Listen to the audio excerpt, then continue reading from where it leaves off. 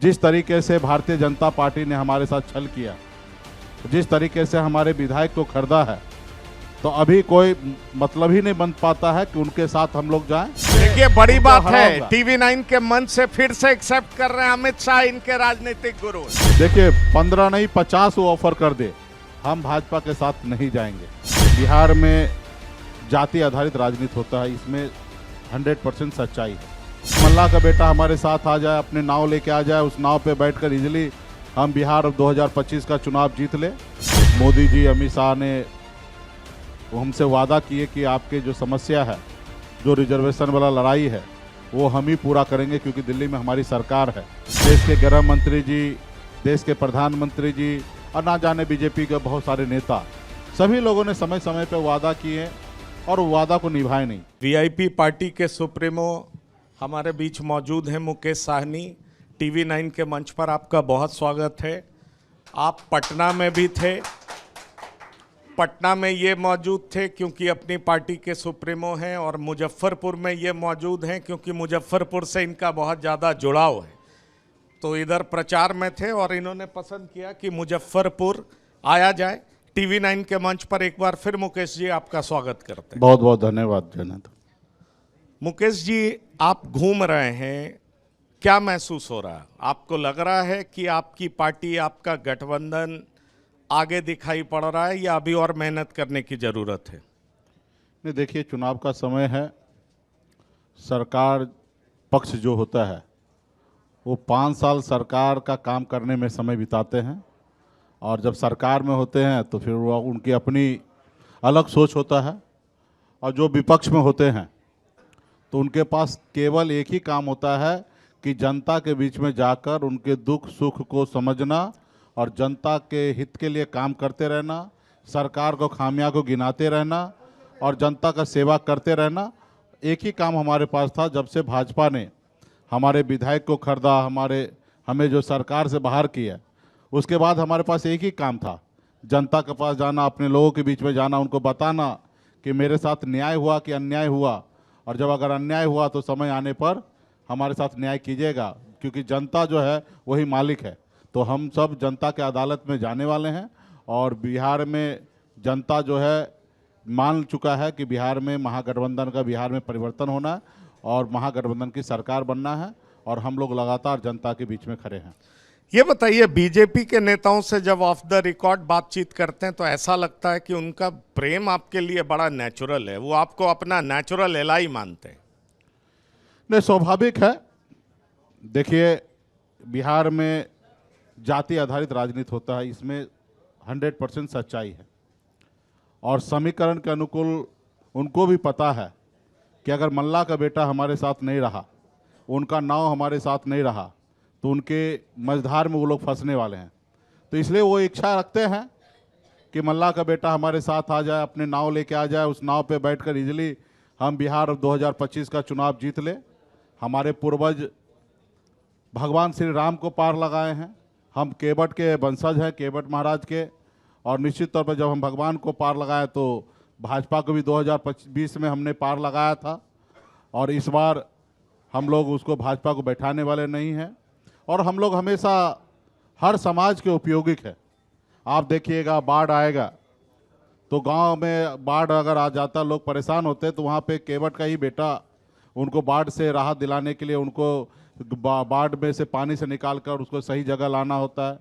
गांव में देखिएगा कहीं पे कोई तालाब में, नदी में कोई डूब रहा है, तो सबसे पहला निषाद मल्ला का बेटा ही अपनी जान को हथेली में लेकर और नदी में कूदते और उनको जान बचाने का काम करते। तो हमेशा, चाहे वो हमारे केवट महाराज हो या आज का सन ऑफ मल्ला हो, सभी लोगों ने जनता के लिए और सभी के उपयोगिक रहा है। तो इस बार जिस तरीके से भारतीय जनता पार्टी ने हमारे साथ छल किया, जिस तरीके से हमारे विधायक को खरीदा है, तो अभी कोई मतलब ही नहीं बन पाता है कि उनके साथ हम लोग जाएं, और वो डरे हुए हैं, और इसलिए वो सोचते हैं कि VIP पार्टी मुकेश सहनी मेरे साथ है और मेरी शक्ति दर्शाता है कि मेरे पास पावर है और लोग मेरा इंतजार कर रहा है। ये मेरे अपने आप में हमें गर्व एहसास होता है कि लोग हमारा इंतजार कर रहे हैं। पर एक चीज वो लोग बहुत कोट करते हैं। देखिए, मैं पटना में था, गया अभी आया हूँ, बहुत लोगों से बातचीत होती है। वो कहते हैं, उनकी बात को जरा ध्यान से सुनिए। वो अपना राजनीतिक गुरु अमित शाह जी को ही मानते हैं, और अमित शाह जी को राजनीतिक गुरु मानते हैं तो जैसे 2020 में साथ आ गए थे, 2025 में भी साथ आने वाले हैं। ये प्रेम है, ये पूरा विश्वास है, या अंदर खाने कुछ चल रहा है? नहीं, देखिए, जो सच्चाई है वो बोलना मुझे लगता है कि गलत नहीं है। 2014 में मैं पहली बार बिहार के राजनीति में पैर कदम को रखा, और 2015 में एक परिस्थिति ऐसा बना, मोदी जी, अमित शाह ने वो हमसे वादा किए कि आपके जो समस्या है, जो रिजर्वेशन वाला लड़ाई है, वो हम ही पूरा करेंगे क्योंकि दिल्ली में हमारी सरकार है, और 2015 में हमको मदद कीजिए और इसके बदले में हम आपको आरक्षण देंगे, रिजर्वेशन देंगे। और 2015 में मैं उनके साथ काफ़ी काम किया, और 2014 में ही राजनीति में आना, दूर दूर तक हमारे खानदान में से भी कोई व्यक्ति राजनीति में नहीं रहा। मैं भी 18 साल की उम्र में ही घर को छोड़कर मुंबई जैसे शहर चला गया। राज्यसभा सांसद क्या होता वो मुझे पता नहीं, सिर्फ सुनते थे कि एमएलए और सांसद होते हैं। राज्यसभा सांसद क्या होता है, एमएलसी क्या होता है, ये सब हमको परिभाषा नहीं पता था। तो उनके साथ रहने से, काम करने में बहुत ऐसी चीज़ें हैं, उनसे मैंने सीखा। अब बहुत ऐसे चीज़ जब हम लोग पर्सनली लेवल पर बैठते थे तो बहुत ऐसे जिक्र करते थे, तो वो हमें अभी भी याद आता है, और उसको याद को हम जहाँ हमें उपयोग गिरता है वहाँ पे हम उसको इस्तेमाल करते हैं। तो कह सकते हैं राजनीति में मैंने उनसे बहुत कुछ सीखा, तो इसमें बताने में क्या हर्ज है। हम तो वो हर एक अच्छे आदमी हो जो अच्छे काम करे समाज में, उनको देखकर सीख कर उस रास्ते पे चलेंगे। कोई बच्चा जो है वो अपने माँ के कोख से जी सीख के नहीं आता, कुछ भी इसी धरती पर आता है और सब जगह जाके सीखते हैं। और किसी से सीखने के बाद अगर ऐसा अवसर बनता है तो उनको क्रेडिट देने में हमें कोई ऐतराज़ नहीं है। तो मैंने उनसे कुछ सीखा है, और जब अगर उनको मैं गुरु मान रहा हूँ तो निश्चित तौर पे देखिए, बड़ी उनको बात है, हराऊंगा। टीवी 9 के मंच से फिर से एक्सेप्ट कर रहे हैं अमित शाह इनके राजनीतिक गुरु हैं। ये भले ही उनके विरोध में चुनाव में उतरे, लेकिन अमित शाह इनके राजनीतिक गुरु हैं। ये बड़ी साफगोई से कह रहे हैं मुकेश सहनी। अब इससे आगे और सवाल लेके जाता हूं, आप कुछ बोलना चाह रहे हैं, बोलिए। उनसे सीखे हैं, और उनके लोगों को, उन्हीं दाव पेच से उनके लोगों को बिहार में हराएंगे भी। चलिए,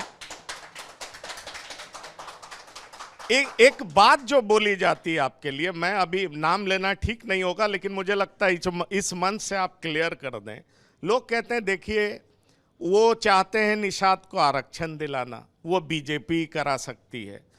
बीजेपी की, एनडीए की डबल इंजन सरकार फिर से बनेगी। उनकी जो चाहत है वो डबल इंजन सरकार में ही पूरी हो सकती है। रही बात सीट की, पिछली बार 11 दिए थे, इस बार 15 दे देंगे, हम लोग कोशिश कर लेंगे। क्या तब अगर ऐसा कुछ होता है तो मुकेश सहनी जाएंगे एनडीए में? देखिए, ये बात आपने सही कहा कि डबल इंजन की सरकार अभी प्रेजेंट में है, दिल्ली में मोदी जी की सरकार है, और हमें भी उम्मीद था, और ये सही है कि जिनकी दिल्ली में सरकार है वही निषाद समाज को रिजर्वेशन कर सकते हैं। तो हमें पहले उम्मीद था, और 11 साल हो चुका है। इसमें देश के गृह मंत्री जी, देश के प्रधानमंत्री जी, और ना जाने बीजेपी के बहुत सारे नेता, सभी लोगों ने समय समय पर वादा किए और वादा को निभाए नहीं। जब 11 साल हो चुका है, 12वां साल में चल रहे हैं, अभी 3 साल उनके पास समय बचा है, तो हमने देख लिया कि इतने समय में उन्होंने तो किया नहीं, उल्टा वो देश के आरक्षण, रिजर्वेशन खत्म करने में लगे हुए हैं। तो अभी हमें उनसे उम्मीद नहीं है कि वो करेंगे। करना होता तो कर लिए होते।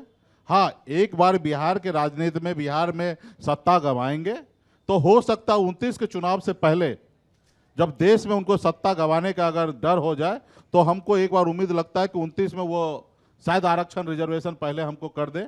और नहीं करेंगे तो मल्ला के बेटा उस जगह पे पहुंचेंगे, क्योंकि हमारा मानना है जिस जगह पे मोदी जी आज है या अमित शाह जी हैं, उस जगह पे तो मल्ला के बेटा भी पहुंच सकता है।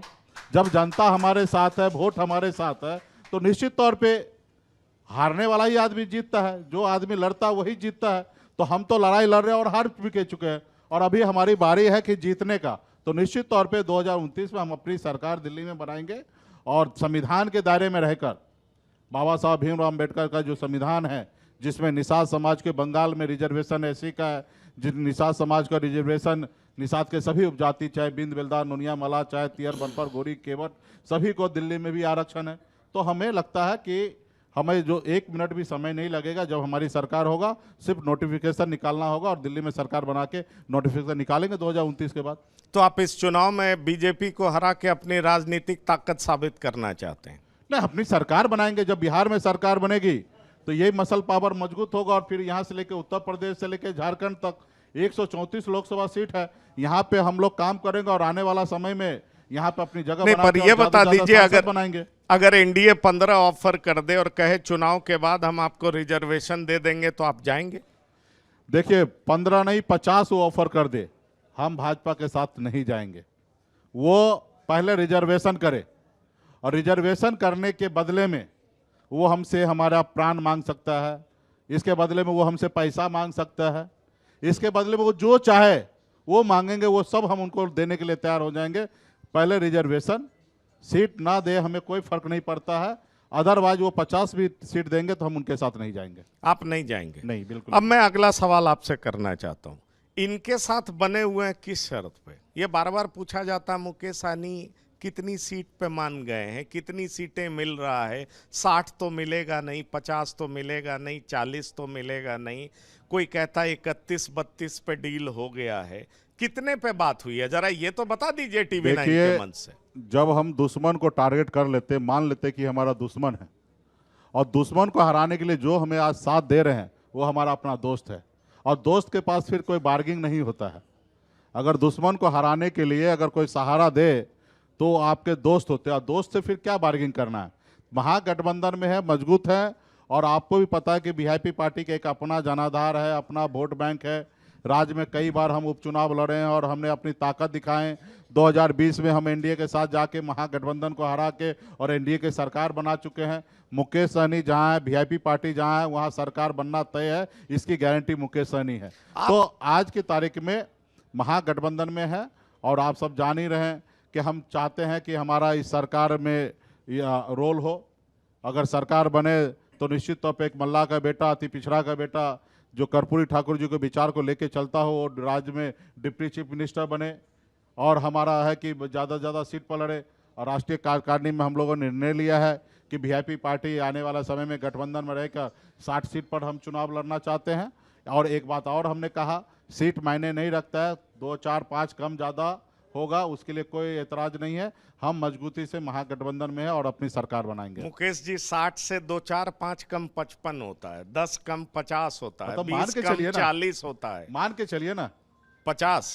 आज ये देखिए, 40 सिर्फ नाम बड़ा होने से एक बात तो आपने साफ कर दिया, उप मुख्यमंत्री तो चाहिए ही, हर हाल में चाहिए, ये बात तो आपने साफ हाँ, ये पक्का है। उस पे कोई समझौता नहीं। मुकेश सहनी नहीं समझौता करेंगे। समझौता वाली बात देखिए कोई है भी नहीं। देखिए, प्रॉमिस कर दिया गया आपसे, बगैर प्रॉमिस किए हुए मैं आपसे सब बात ही नहीं रखता।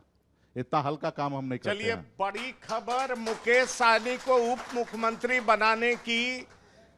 बनाने का प्रॉमिस कर दिया गया है। अगर महागठबंधन की सरकार बनती है तो मुकेश सहनी दावा कर रहे हैं कि हम उप मुख्यमंत्री बन करके रहेंगे। हमारे घटक दल के जो नेता हैं उन्होंने ये वादा कर दिया। सरकार बनाने के लिए चुनाव में हम लोग अक्टूबर में जाएंगे। आपको इसी महीने में दशहरा में ही बड़ा प्रेस कॉन्फ्रेंस होगा, जहां पे हम आपको निमंत्रण देंगे।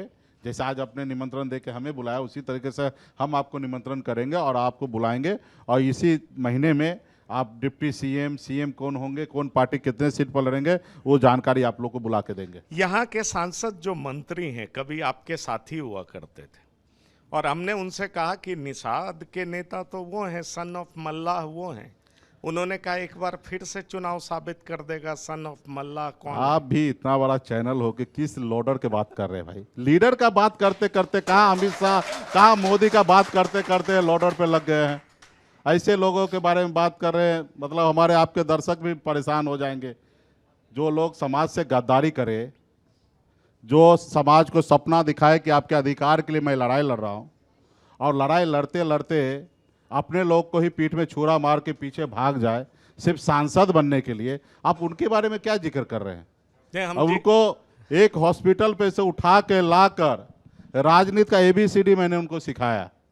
2019 में यही मुजफ्फरपुर लोकसभा क्षेत्र में चुनाव लड़ा, बेगूसराय से उठाकर यहाँ पे हमने चुनाव लड़ा दिया कि भाई पढ़ा लिखा समाज के आगे की पंक्ति में बैठने वाला व्यक्ति है, शायद ये सांसद बनेंगे तो दिल्ली में निषाद समाज का अधिकार की बात करेंगे और लड़ाई को अंजाम देंगे। और मेरे पास कई लोग थे, उसमें से उनको हमने फर्स्ट चुना। मेरे बाद अगर किसी को दूसरा नंबर पे अगर मैंने चुना तो उन्हीं को चुना। 3 लोकसभा सीट मिला, 3 में से 1 जगह मैं लड़ा और दूसरा जगह उन्हीं को लड़ाया, टिकट दिया, पैसा दिया, और उसके बावजूद भी वो सिर्फ स्वार्थ में सांसद बनने के लिए, जब भी भाजपा ने हमारे विधायक को तोड़ा, खरीदा, उसी समय ये भी भाई साहब ये एनडीए में चले गए। सिर्फ सांसद बनने का उम्मीद से उन्होंने लोभ लालच दिया तो खैर वहाँ चले गए। तो ठीक है, सांसद बने हैं, अपना काम कर रहे हैं, हम सुन रहे थे, बहुत लंबा लंबा बड़ी बड़ी बातें कर रहे थे। उनसे ये पूछना चाहिए कि आपने कितना पैसा दिया है। जो आरोप वो लगा रहे थे कि माल अपडेटेड है आप, सन ऑफ एकदम मल्ला, आपका, हाँ, उन्होंने कहा सन ऑफ माल्ला, माल्ला, हाँ, तो उनसे पूछना चाहिए कि आपने कितना पैसा दिया है। कोई बैंक में ट्रांजैक्शन होगा, आपने कैसे पैसा दिया वो दिखा दीजिए, और मुकेश सहनी से सवाल कीजिएगा यही मंच पे, जब चाहिएगा तभी प्रेस कॉन्फ्रेंस करके, और हमें बैंक स्टेटमेंट के साथ दिखा देंगे कि आपको हमने कितना पैसा दिया चुनाव लड़ने के लिए। चलिए, मैं आपकी बात एक्सेप्ट कर लेता हूं। आपने नाराजगी जाहिर की कि किस लोडर की बात कर रहे हैं, पर मुकेश सहनी से चूक तो नहीं हो गई कि लीडर बनाने की वजह उन्होंने लोडर बना दिया? नहीं, देखिए, चूक नहीं कह सकते, हम तो अपना मिशन के लिए काम कर रहे हैं ना। रहा कि कुछ लोग गद्दारी करके समाज को धोखा देकर अगर उसको लोडर बनने में ही संतुष्टि मिलता है तो बन रहे। यहाँ तो उनको हम लीडर बनाते। आज मैंने उनको जब टिकट दिया, सांसद बनाने के लिए ही टिकट दिया था ना। वो जीतते तो वीआईपी पार्टी का लीडर ही कहलाते, दिल्ली में जाके वहाँ पे चिल्लाते, दहाड़ते और अपने समाज के हक की ये बात करता। तो हम तो एक उम्मीद पे उनको ला के लीडर बनाने की कोशिश किए। अभी बड़ी बड़ी बात किए कि हम एयरपोर्ट बनाएंगे, करेंगे। बिहार चुनाव खत्म होगा और दिल्ली में मंत्रिमंडल जो है ना विस्तार होगा। अब मंत्रिमंडल विस्तार होगा तो सबसे पहले बिहार में किसी मंत्री को अगर साइड किया जाएगा तो इन्हीं को किया जाएगा। ये तो एक परिस्थिति बना है कि मुकेश सहनी से लड़ना है और नई शेर मिल रहा तो बिल्ली को भी खड़ा कर दो। तो इसलिए मुकेश सहनी से लड़ने के लिए इनको इस्तेमाल किया गया, रखा गया है। नहीं तो बताइए ना, यही भारतीय जनता पार्टी कभी किसी को टिकट नहीं देता, अभी भारत सरकार में मंत्री बनाया, ये मुकेश सहनी का ताकत है भाई। परसों आपने देखा, कल मोदी जी आके 450 करोड़ 75 करोड़ रुपया मखाना बोर्ड में बोल रहे, नोटिफिकेशन निकाल के, और हम मखाना बोर्ड के लिए 475 करोड़ रुपया देंगे। ये आदरणीय राहुल गांधी या सन ऑफ मल्ला का देन है कि हमने किसान पूर्णिया जिला गए, मखाना उद्योग में जाके वहाँ पे वहाँ के तकलीफ को सुना, समझा। मोदी जी बेचैन हो गए कि चलो मखाना के लिए कुछ करते हैं। जिसको 2020 में हरी सहनी को, जिसको हमने टिकट दिया था, जिसने अपने परिवार को, भगवान को, कुल देवता को साक्षी मानकर उन्होंने शपथ खा के बोला कि मुकेश सहनी मेरा नेता है, मुकेश सहनी के अनुकूल मैं बिहार में काम करूंगा, और चुनाव के समय में पैसा लेकर पीछे हट गए, और उसके बाद देखे कि भाजपा वाला ने उनको मंत्री बना दिया, एमएलसी बना के। तो देखिए, भारतीय जनता पार्टी बड़ी पार्टी है। तो ये तो बड़ी अच्छी बात है ना, आप जिसको छूते हैं भाजपा उसको सोना बना देते। ठीक है, अच्छी बात है, लेकिन सोना बना देते इससे पहले कहाँ? तो इतना तो उनको कम से कम हिसाब किताब रखना चाहिए ना कि मेरा गॉडफादर कौन है, किसके वजह से मैं आज हीरो बना हूं। उसके बावजूद भी अगर वो भूल जाए तो मैं तो अंदर से माफ कर भी दूं, लेकिन ये बिहार के निषाद समाज का कोई बेटा उनको माफ कभी नहीं करेगा। एक अंतिम सवाल आपसे पूछना चाहूंगा। ये अक्सर कहा जाता है कि राम जी जब गंगा पार कर रहे थे, जाना था गंगा पार प्रभु केवट की नाव चढ़े। केवट भी तभी प्रसिद्ध हुए जब राम जी उनकी नाव पे चढ़े। और भाजपा कहती है राम जी हमारे हैं, राम जी के लिए मैंने इतना आंदोलन खड़ा किया है। तो मुकेश सहनी जो कि केवट के वंशज अपने आप को बताते हैं, वो राम जी से अलग होकर के कैसे सत्ता में आ जाएंगे? देखिए, भगवान राम जी से हमारे पूर्वज ने, केवट महाराज का एक एग्रीमेंट हुआ था कि हम आपको यहाँ पार लगा रहे हैं, वहाँ पे आप हमको पार लगाइएगा। ये एग्रीमेंट हुआ था। आज भाजपा राम के नाम पे राजनीति कर रहा है, राम के नाम पे ही 2 रोटी उनको मिल रहा है, राम के नाम पे ही सत्ता में है। लेकिन वो राम और केवट महाराज का जो एग्रीमेंट है, जो समझौता हुआ था कि आपको हम यहाँ पार लगा रहे हैं, आप वहाँ पार लगाइएगा। अब बताइए कि प्रभु राम का भी ये भाजपा वाला नहीं है। अगर थोड़ा सा भी अगर इनके अंदर में आत्मा में अगर राम है तो इनको तो सबसे पहले केवट महाराज के से जो एग्रीमेंट किया गया था, जो वादा किया गया था, उनको वो पूरा करना चाहिए। दिल्ली में इनकी सरकार है, आरक्षण लागू करना चाहिए था। ये तो प्रभु राम का भी नहीं है। जो केवट महाराज से प्रभु राम भी बहुत दुखी होते होंगे कि हम ऐसे ऐसे आदमी को कैसे धरती पर भारत सरकार में मंत्री बना दिए हैं जो मेरे नाम पे राजनीति कर रहे हैं और हमारे वादा को पूरा नहीं करवा रहे हैं। निषाद महाराज का जो वंशज है उनको आरक्षण नहीं दे पा रहे हैं। जी, अच्छा, एक अंतिम सवाल है, आप राहुल गांधी के बहुत करीब हैं या तेजस्वी यादव के बहुत करीब हैं? देखिए, खास तौर पर ये जब यात्रा हुई, पहले कहा जाता था कि कांग्रेस आपको पसंद नहीं कर रही है, इस यात्रा के बाद कहा जा रहा है कि आपकी केमिस्ट्री राहुल जी से बड़ी अच्छी हो गई है और आरजेडी के लोग चिढ़ने लगे कि मेरे मुकेश सहनी राहुल जी के हो गए। इसकी सच्चाई क्या है? मुकेश सहनी किसके हैं? अमित शाह के हैं, राहुल गांधी के हैं, तेजस्वी यादव के हैं कि नीतीश कुमार के हैं? किसके हैं मुकेश सहनी? देखिए, देश के नागरिक होने के नाते अमित शाह जी भी कह सकते हैं कि मुकेश सहनी हमारे हैं, क्योंकि देश के गृह मंत्री हैं। राहुल गांधी जी भी कह सकते हैं, तेजस्वी जी भी कह सकते हैं, आप भी कह सकते हैं।